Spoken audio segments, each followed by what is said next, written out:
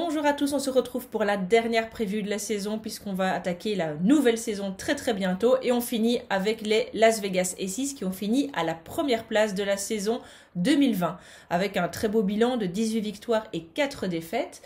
Malgré tout, une défaite un peu sèche en finale, un sweep 3-0 par le Storm. Mais quelques belles récompenses quand même individuelles puisque AJ Wilson finit MVP. Elle est également dans la All WNBA First Team.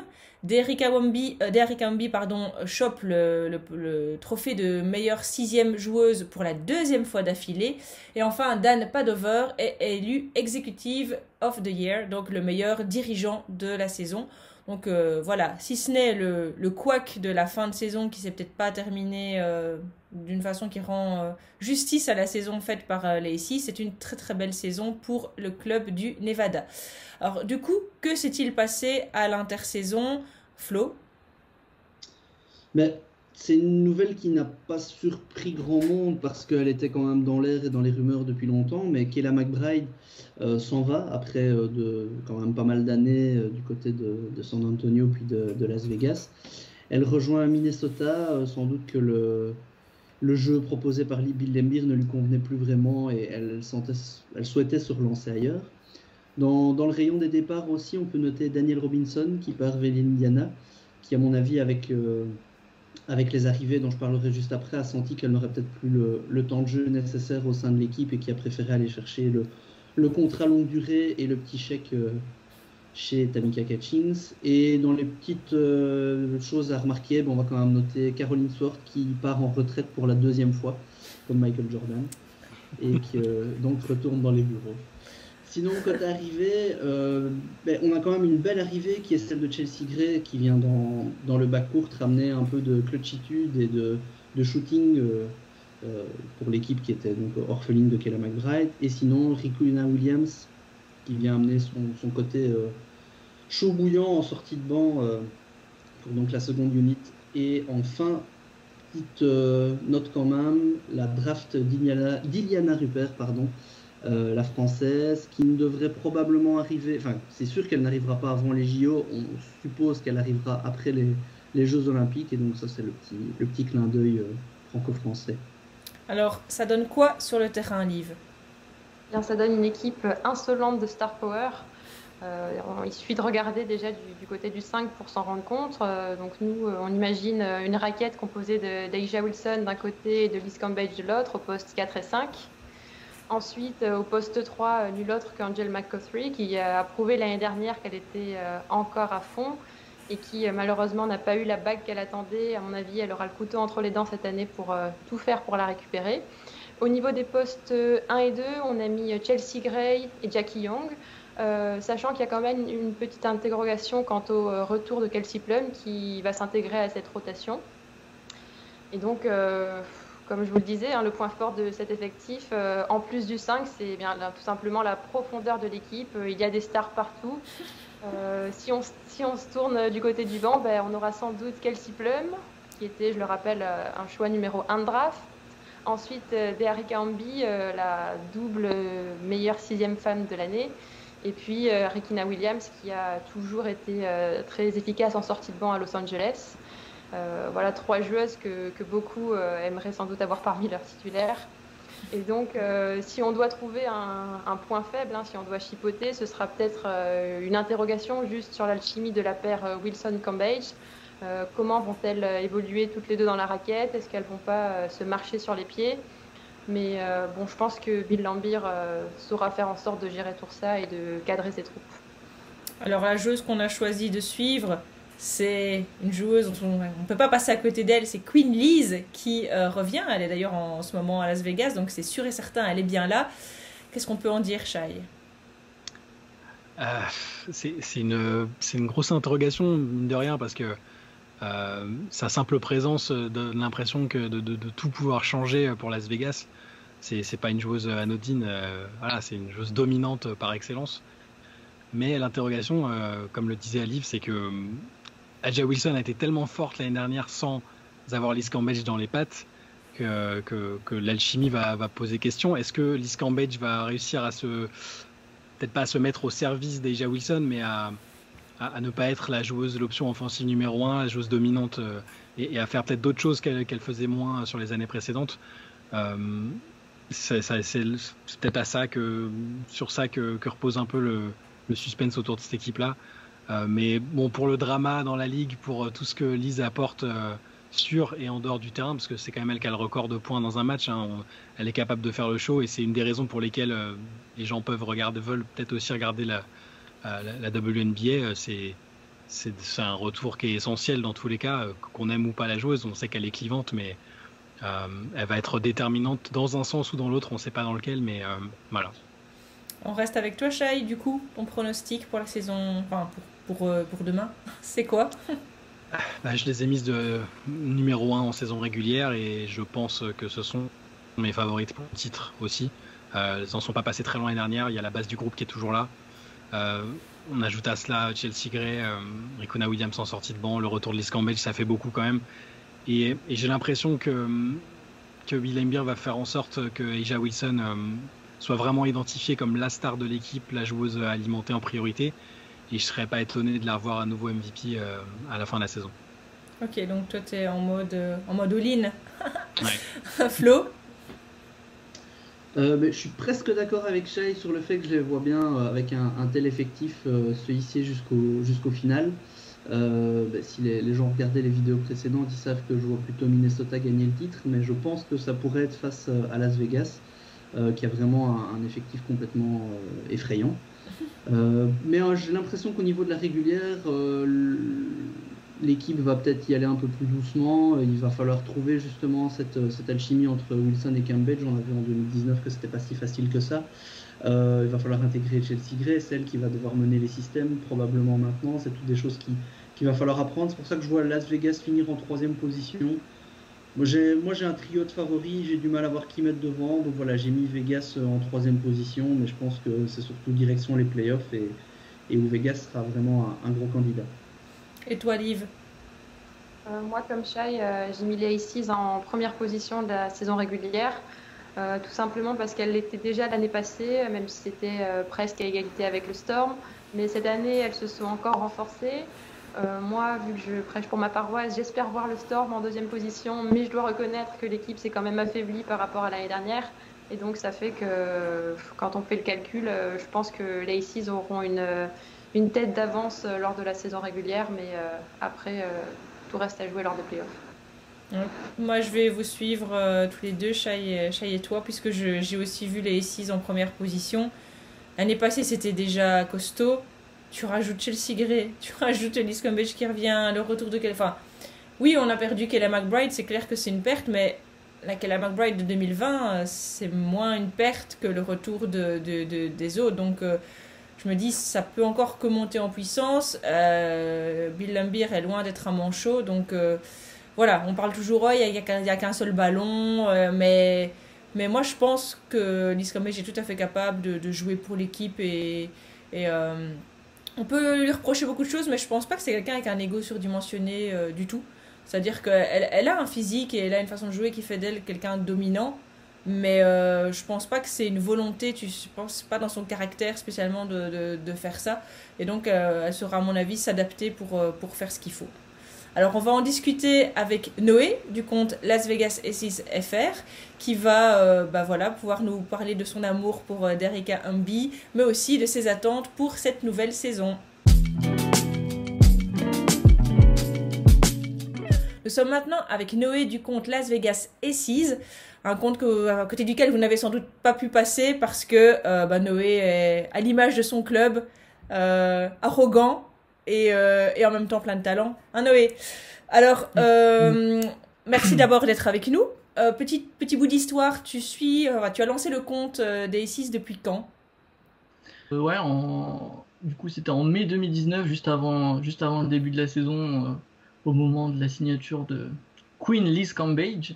Voilà. Et l'équipe me hypait, il n'y avait pas de compte, donc je me suis lancé, et maintenant je suis tombé fan. Complètement, c'est vrai. Avec toute sa dose de mauvaise foi nécessaire à la tenue d'un bon compte fan FR. Alors, première question que je vais te poser, si on regarde en arrière, qu'est-ce que tu penses de la saison 2020 des Aces? Est-ce que tu en es content? Bah, je peux pas dire qu'on a raté la saison. On a plutôt bien réussi. On est premier de la saison régulière. Je sais toujours pas comment, mais on a réussi à être premier de la saison régulière. A'ja Wilson, MVP de la saison régulière. Derek Emby, 6e femme pour la 2e fois d'affilée. On a le dirigeant de l'année, Dan Padover. Et ce, malgré les absences de Liz Cambage pour raison Covid et de Kelsey Plum pour blessure. On a d'ailleurs eu la chance de voir le retour de Caroline Ford pour une saison supplémentaire. Merci pour la mention. Après, effectivement, peut-être qu'on peut être un peu déçu de la défaite en finale et surtout de la manière, mais je pense que on gravit une étape de plus. En 2019, on a fait demi-finale. Là, on fait la finale en 2020. On en parlera peut-être après, mais la dernière étape, ce sera peut-être pour 2021. On n'avait pas un jeu super sexy, mais bon, Bill Laimbeer était pour moi intelligent et il a pas essayé de demander à ses joueuses de faire des choses qu'elles ne savaient pas faire. Il est resté sur les choses dont il était sûr que ça allait être appliqué et bien appliqué. Et bon, on a plutôt réussi avec un front de courte assez dominant et je pense qu'on a été assez difficile à arrêter là-dessus. Après, le point négatif, ce sera le back court un peu pauvre et pas très sexy, mais saison réussie pour moi. Tout à fait. Alors, saison réussie en 2020. Qu'est-ce que tu attends en 2021? Est-ce que justement c'est l'étape encore d'après? Parce que tu disais que vous progressiez chaque année. Donc, qu'est-ce que tu attends, toi? Bah, déjà, le gros point, ce sera le retour de Liz Cambage et de Kelsey Plum dans l'effectif qui va forcément nous apporter. Après, on rajoute à ça, comme j'aime l'appeler, une autre bad girl avec Rickina Williams qui est capable de faire des choses assez extraordinaires en sortie de banc de ce que j'ai pu voir à Los Angeles. Effectivement, je pense qu'on a l'effectif pour gagner le titre. Après, ce sera pas facile parce que les autres équipes ont aussi des retours assez sexy, mais j'ai vu aussi très récemment avec grande satisfaction qu'A'ja Wilson pouvait maintenant shooter à 3 points. Donc si A'ja se met à shooter à 3 points, Liz Cambage est capable aussi de s'écarter. Je pense que si ça se passe comme ça, on va être assez difficile à jouer. À la main, en plus du retour de Kelsey Plum, on rajoute Chelsea Gray. Je connais pas assez la joueuse pour me prononcer, mais j'ai vu passer des highlights avec des passes assez magiques. Donc les caviars pour A'ja, Liz ou Dearica risquent d'être tout fait.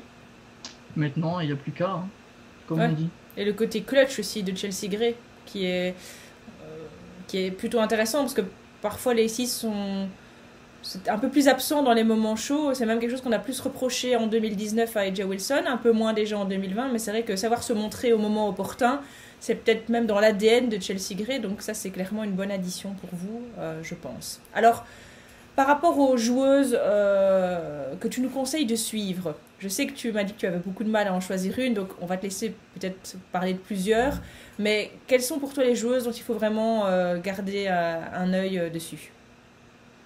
Bah, pour commencer, je pense que le retour de Liz Cambage, il va falloir le surveiller parce que si elle revient, ça m'étonnerait qu'elle revienne pour faire figuration. Après, toujours dans la raquette, A'ja Wilson, MVP de la saison régulière. On attend maintenant qu'elle soit un peu plus clutch en play-off, même si ça a été plutôt le cas, et qu'elle rafle, pourquoi pas le doublé. Après, Iliana Rupert qui a été draftée, qui est censée venir à la fin de saison après ses obligations avec l'équipe de France. J'attends de voir l'intégration, comment on va l'utiliser, comment elle va répondre. j'ai pas trop de doutes, je me fais pas de soucis pour elle sur l'intégration. Elle va pouvoir s'entraîner avec quand même des joueuses assez fortes avec pas mal d'expérience pour certaines, donc ça va être assez intéressant. Après, on a des Harry KMD qui certainement va encore sortir du banc, donc pourquoi pas faire le triplé, j'espère de tout cœur. Et sinon, une joueuse un peu moins connue de l'effectif, mais qu'on a drafté en 2019 justement, c'est Jackie Young, qui pendant la Webble a plutôt bien pris le relais, et moi j'attends de voir si c'était juste l'opportunité qui faisait cela, ou si pour sa 3e année elle va encore gravir un échelon et pouvoir apporter encore plus, même si on sait que ça va être compliqué d'avoir du temps de jeu sur les 2 postes arrière, mais Bill a l'air de l'apprécier, donc je pense qu'elle aura du temps de jeu quand même pour s'exprimer. Alors, est-ce que tu te risquerais un pronostic? Oui, hein, toi tu vas bien te risquer un pronostic. Oui, bah vous allez me trouver assez frileux, mais je pense que l'objectif affiché c'est clairement le top 4. Après, moi je pense qu'on peut aller dans le top 2, mais il y a des équipes comme Seattle, Washington ou Connecticut qui sont pour moi à peu près au même niveau, donc je pense que c'est ces 4 équipes-là qui vont se disputer les spots pour les qualifications en demi-finale ou en quart de finale directement. Donc tu restes sur un top 4. Bah, top 4, oui. Après, pour moi, le classement en saison régulière va pas être si important que ça, dans le sens où je pense que maintenant, ce que j'attends et ce que beaucoup de gens attendent, je pense, c'est le titre. Donc, qu'on soit 2e ou 1er de la saison régulière, s'il y a le titre au bout, ce sera une saison réussie. Donc, et tu penses que le titre est un objectif tout à fait réaliste et que c'est ça que vous visez? Bah, quand je vois l'évolution de l'équipe, de l'effectif et ce qui est en train de se construire, l'étape d'après, c'est le titre. Après, ce sera peut-être cette année, peut-être l'année prochaine, mais on prend des risques si on l'a pas cette année, parce que Lise va peut-être pas revenir, il y a peut-être des joueuses qui vont partir, donc si c'est pas cette année, il va falloir être costaud pendant le break pour la saison 2022, parce que va falloir les garder, et puis le salary cap il est pas extensible, donc je te trouve bien prudent. Je m'attendais parce que en fait tu es au courant que tout le monde, les bookmakers à Las Vegas, etc., c'est Vegas qui est favori partout en fait, parce que sur la qualité de l'effectif, joueuse par joueuse, poste par poste, c'est quasiment enfin après personnellement je trouve que c'est l'équipe qui a le plus une tête de favori, qui sort des finales, qui s'est renforcée. Mais j'avais une question un peu spécifique sur comment tu voyais justement avec le retour de Liz Cambage, comment est-ce que tu vois les choses se goupiller entre les deux à l'intérieur, parce que y en a qui pensent que le fait que Cambage n'était pas là l'année dernière a fait que A'ja Wilson a pu faire sa saison MVP. Est-ce que tu penses que ça peut encore être le cas cette année? Pour moi, le problème se pose pas tellement que ça, parce que en 2019, elles ont su jouer ensemble. A'ja, c'était sa première saison. Je pense qu'elle monte aussi en puissance au fur et à mesure. Là, on commence à le voir encore plus sur la saison 2020, parce que si elle se met à shooter à 3 points, ça va être la joueuse injouable. Lise, elle est là pour gagner, pour apporter malgré tout un peu d'expérience aussi. Et s'il faut aller vers le titre, j'ai aucun doute sur le fait que ces joueuses-là, même avec un gros caractère, elles sauront se mobiliser pour aller le chercher. Elle a même changé sa mécanique de shoot, A'ja. C'est beaucoup moins plat. C'est moins plat, c'est vrai? C'est beaucoup moins plat. Là, sur les shoots à 3 points qu'elle a pris sur les matchs de préparation, c'était hyper propre. Flo, Liv, vous avez envie de cuisiner Noé? Il est là avec son petit... Montre ton maillot d'ailleurs, Noé, parce que tu es J'ai hésité en plus. Voilà, t'es un des premiers à avoir déjà les nouveaux maillots, parce que tout le monde a pris celui d'UNESCO. Et toi, t'as pris celui évidemment de EJ, il est très beau d'ailleurs. Ouais, le noir, il est très beau. Ouais, tout à fait. Moi, j'ai une petite question, c'est tu donnes quoi pour... Enfin, moi, je sais bien ce que je donne pour l'avoir, mais toi, en tant que fan, tu donnes quoi pour avoir une série en, du coup, 3 matchs, 5 matchs contre Chicago? Parce que cette année-ci, il y a moyen que l'opposition soit vachement... Et en plus, pour moi, c'est un scénario qui est tout à fait possible. Hein. Ouais. Tu peux avoir une équipe qui finit 2e, l'autre 3e, et les retrouver... Enfin, c'est vraiment de l'ordre du possible. Et de les retrouver plus que sur un match un peu drama, avec vraiment une opposition sur une série. Bah, je pense que ça peut être électrique. Après, on sait que les joueuses qui se sont plus ou moins fritées en 2019 ne sont plus forcément dans les mêmes effectifs, mais ça va être un match particulier avec une histoire qui peut encore être écrite si on a une série en 3 ou 5 matchs pendant ces playoffs. Attends, qui n'est plus là? Que tu dis que c'est plus les joueuses qui se sont fritées, c'était... Bah, à la base, c'était Liz Cambage et Cheyenne Parker. Ah, c'était que Cheyenne Parker. Je pense que c'était Steph Dolson après. Mais non, là-bas, c'était... On n'a jamais trop su à quelle fatas elle parlait, mais il y en avait un des deux. Tu vois, donc après, tu choisis. D'accord. Moi, j'ai toujours cru que c'était Dolson, comme quoi. On apprend tous les jours. Mais Dolson sur Twitter plutôt que sur le terrain. Ok. Elle en a un peu... Mais en plus, la Women NBA a bien fait ça. Parce que je sais pas si vous avez regardé le calendrier en détail, mais en fait, les Aces n'affrontent que Chicago en septembre.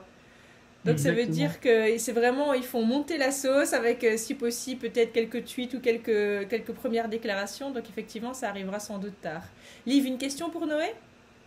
Oui, qu'est-ce que tu attends du retour de Kelsey Plum et comment tu la vois comment tu imagines la rotation entre Kelsey, Chelsea Gray et Jackie Young également sur les postes 1-2?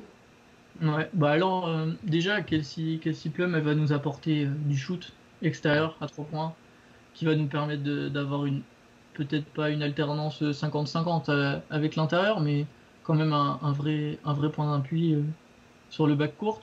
Après, l'utilisation entre Kelsey, Chelsea et Jackie Young, c'est assez difficile pour moi de le lire parce que je sais que Bill Laimbeer fait confiance à Jackie Young. Il a montré aussi que Kelsey pouvait de temps en temps être performante en sortie de banc quand il l'a sorti pendant les playoffs. Alors moi je pense que ça pourrait dépendre des adversaires ou des matchs ou de la forme du moment sur ces trois-là. Hein, pour les 2 postes dans le 5, mais je serais pas surpris de voir Chelsea et Kelsey au début de la saison commencer. Après, s'il met Jackie Young, je serais pas surpris non plus parce que quand on regarde la saison 2019, elle a commencé tous les matchs, donc pour son année rookie, donc ça va être assez particulier. Et on a un effectif complet, donc les places dans le 5 vont être chères et il va falloir la mériter, donc à elle de jouer. Alors, petite question juste pour terminer, est-ce que tu penses qu'il faut que je fasse mon deuil ou il y a encore une chance que Caroline revienne s'il y a une blessure importante? Moi, je commence à faire mon deuil, ouais. Mais vu le secteur intérieur, je pense pas qu'elle revienne. Après, effectivement, si on se retrouve un peu en difficulté, elle va le faire, elle va revenir. Ouais, écoute, elle est prête. Je pense que je vais te rejoindre dans les thérapies de groupe, alors on va commencer à faire ça tranquillement. Mille merci Noé d'être venu nous parler des Aces. On te souhaite une très bonne saison. On te souhaite de continuer à animer ton compte comme tu le fais. Avec, je sais pas, j'aime pas spécialement ton équipe. Mais j'aime particulièrement la façon dont tu gères le compte en sachant qu'il y a beaucoup de gens qui n'aiment pas ton équipe et ce qui fait que finalement je finis par aimer ton équipe. Bref, franchement, tu mènes très bien ta barque parce que c'est... Voilà, comme avec Shai, on disait parfois qu'il y a des joueuses qui font qu'on peut moins détester les Aces Et voilà, ça se revient sur cette vague-là et c'est très chouette. Voilà, merci d'avoir participé. On vous invite à rejoindre Noé sur le compte Twitter des Las Vegas Aces FR pendant la saison. Le lien se trouvera de toute façon dans la description de la vidéo. Merci beaucoup et à bientôt. Salut, salut!